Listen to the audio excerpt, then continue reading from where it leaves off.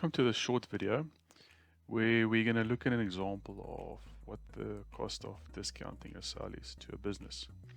So we start off with a very simple example. Let's say we sell the selling price per unit is let's say it's $100 and it costs us $80 to make it. So we make a gross profit margin of $20 per unit, which gives us a 20% gross profit margin. So gross profit margin is your margin divided by your selling price. So it's $20 over the 100. Let's say we expect to sell, let's say 100 units.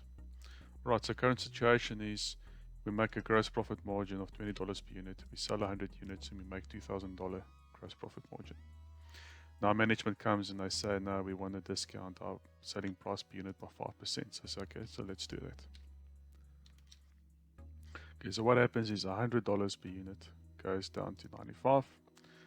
We can't negotiate better deals with our suppliers, so they still charge us $80 per unit.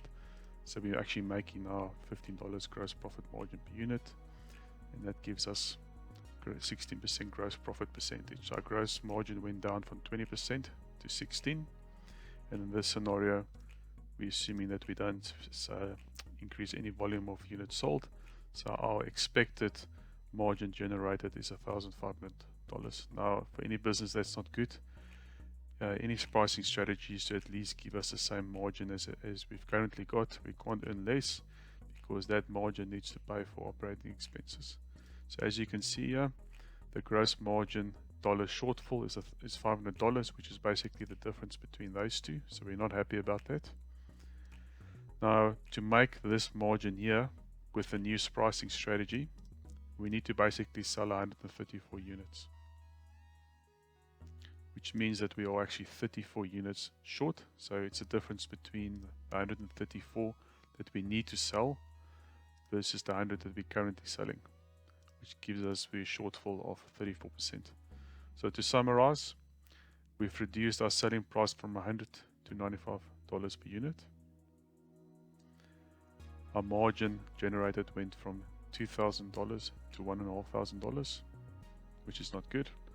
Our margin, gross profit margin percentage, actually decreased from 20 to 16%.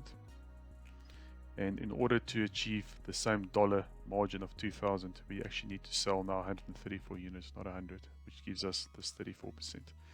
So that's just a quick example of how we teach business finance simplified for non-financial people.